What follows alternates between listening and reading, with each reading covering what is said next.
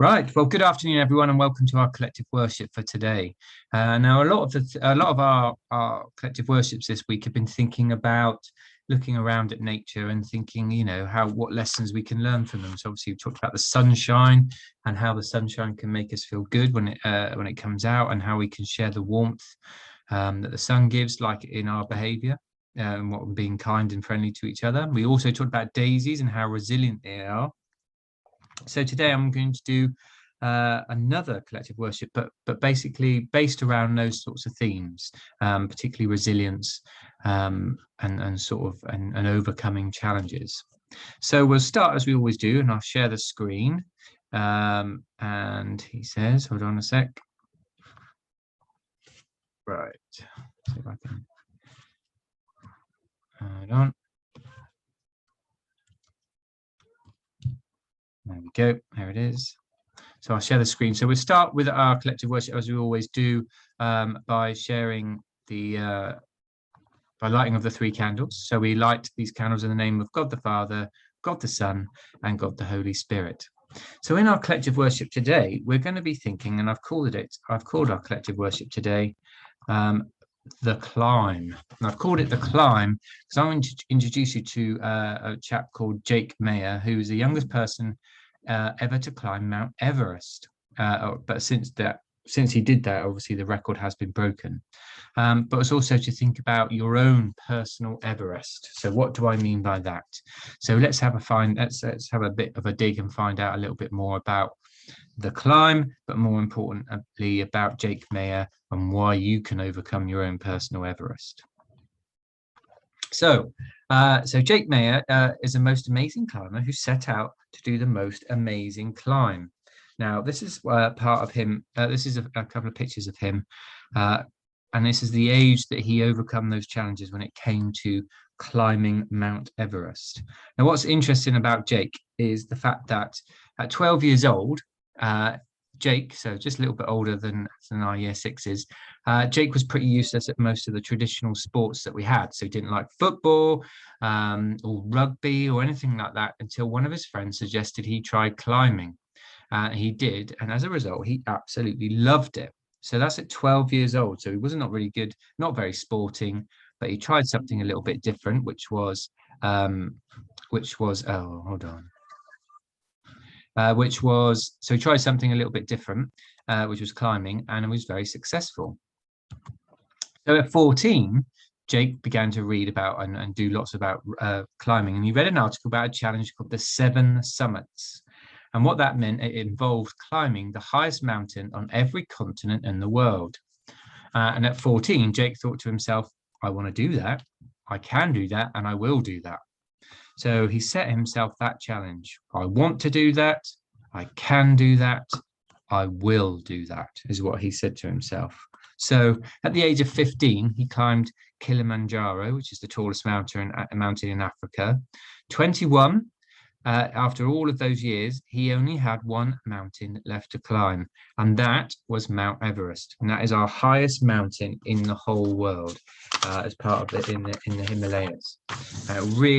Really big mountain, a huge challenge for people to do. In fact, one of my friends who's a head teacher, when he retired, in the first year he retired, that was the first thing he did. He went and climbed Mount Everest.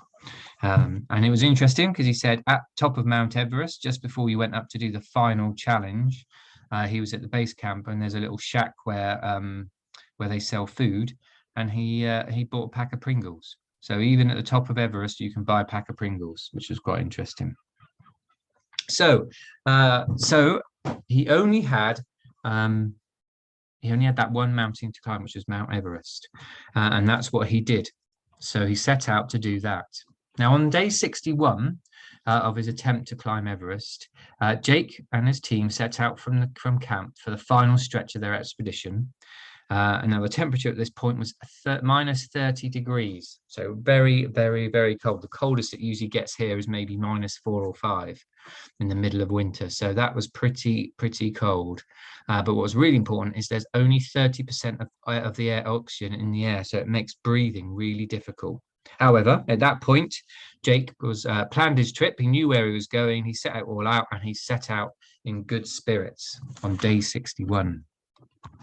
Now, as he started to climb up the mountain, Jake's muscles started screaming and telling him to stop, and he couldn't take any more. His lungs were gasping for air, his heart was pounding loudly in his chest, and his legs collapsed underneath him, and he fell down into the snow. Because obviously, when you're climbing up a mountain that tall, the air is so thin that everything makes it harder, and obviously your muscles, which usually are stimulated by the blood pumping around them, has less oxygen in it, and it's not moving so well. And the less oxygen means they're not working as well as they should do. So his legs collapsed under him, and he fell into the snow. But he pulled himself up, walked another couple of paces, and fell into the snow again. And then he tried it again and again, and he just kept falling down into the snow. At this point, he thought his journey was all over, and all he could see was the summit of Everest, which was right above him, the vertical mile he had left to climb. So from here is about going from here down to Tesco's. If you were going to walk that way, is roughly about a mile. Imagine that vertically. He had to climb up that, but vertically. So there's no way that he thought he could make it all the way up to that mountain, the top of the mountain. And he was really sad because he thought he was going to have to give up and admit defeat. Now, just before he did, however, he noticed there was a rock sticking out of the snow a few meters away from him. And he wondered to himself, well, I wonder if I can make it to at least that rock, he thought. So he staggered to his feet, ignoring the pain, and he walked on and made it to the rock. And when he got to that rock, he said, well, if I can make it to that rock, maybe I can make it to the next rock. And so he did. And he carried on one small step at a time, one small victory after another, one small goal achieved at a time. And in the end, Jake Mayer reached the summit of Everest. And at the time when he did it, he was the youngest person in the world to ever have conquered this mountain. So it's huge, a huge achievement for him. And he broke it down into small little goals. And when he got to the one goal, he went and achieved the next goal. And when he went and to achieve that goal, he went on to the next one until he finally reached the main goal, which was to reach the top of Everest. And a friend of mine, I mean, believe it or not, he cycled around the world on a unicycle. So that's a bike with one wheel. And he was talking about one of the challenges that he had, and he had to cycle up, and I think it was somewhere in Brazil. He had to cycle up, or a unicycle up, so on one wheel, to the top of this massive mountain before it plateaued and he went off. And he was a long way into his journey, so he'd been doing it a lot and he was quite tired. Anyway, one of the things he said to me was it was about a hill or a mountain he was going up, and it was uphill, and it was uphill for about 15 to 20 miles straight up. He was having to go on his unicycle. And he told me that actually what I did was he set his pedometer and he went a mile at a time, and he broke everything down to a mile, and he goes, surely I can make the next mile at least before I have to stop. And he made that mile. And then surely he goes, oh, well, at least if I made that mile, I could make another mile. So he did another one. And like Jake, he made it to the top of the hill eventually, even though he thought he wasn't going to, on a unicycle. So it does go to show when you break down these big goals into smaller goals, and when you reach them, it does help. And that got me thinking about you guys, really, because I wonder if there's anyone in our school that would ever do what Jake Mayer did. I wonder if anyone will be somebody who's an amazing climber and will climb Everest. Or like my friend, cycle around the world, or even unicycle around the world. Will you do something like that? Maybe you will, maybe you won't. But what I do know is when we think about the challenge of what Mount Everest is to climb, lots of us will have our own Mount Everest that we have to climb. Sometimes it could be just coming into school every day is a huge challenge for you, and you may come into school and it may be a massive mountain to climb, and so we can do things about it. So our own mountain in our life is something that we really want to achieve but feels far too difficult. So it could be something you're struggling with, something that feels difficult to overcome, as the highest mountain was. So I got you thinking about that, and I was thinking, what sorts of things could it be that you might see as your challenge? And it could be, for example, it could be your Everest, could be the fact that I know the year sixes are swimming, and it could be the fact that I want to go the whole length of the swimming pool, but I can't at the moment. I can't even swim at all, and I'm never going to be able to do it. So that's my challenge. I'm never going to be able to do it because I can't even swim, let alone get to the other side of the pool. Or there might be a series of books. Some of you might be Harry Potter buffs and really want to read a Harry Potter book, but you're thinking about the fact that I'm still trying to learn, simple books. How am I ever going to learn or be able to read one of the Harry Potter books because they look so good? Or it could be that you're friends, you've had friendship issues, and it could be that you want to be friends with Katie again. But at the moment, you're not even speaking to each other, so we're never going to be friends with each other. Or it could be something a bit more personal, just something at home, for example, like you want to be able to go to sleep with the lights off.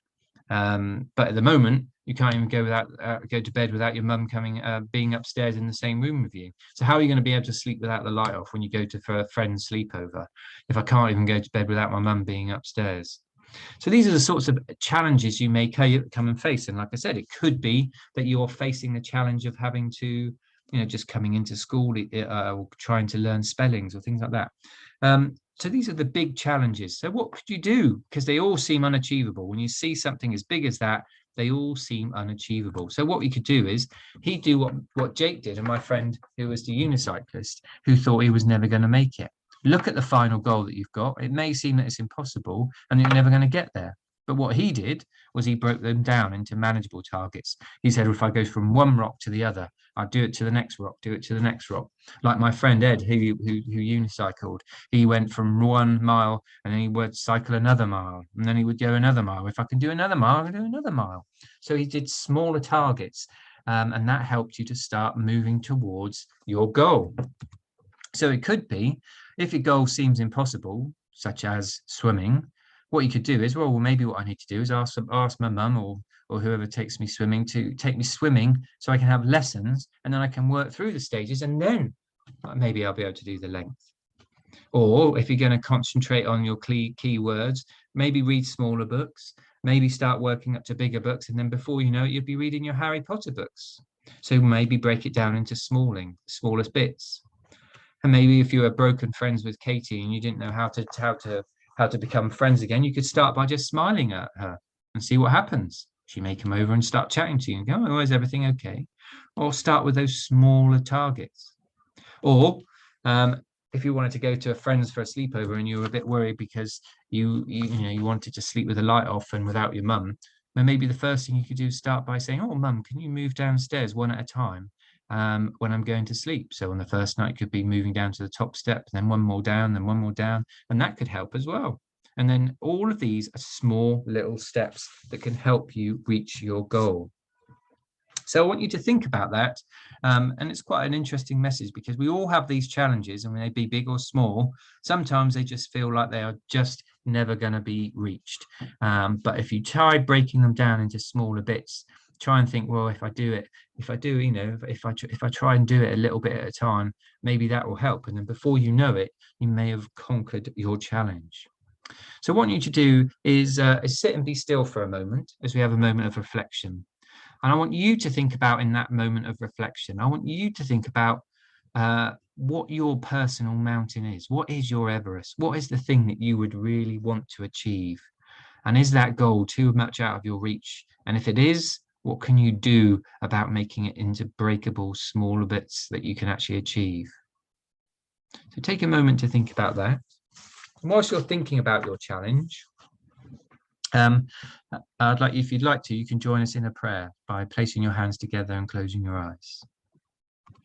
Dear God, when we find things difficult, please help us to keep going. Thank you for all the people who help us to take small steps to overcome our problems.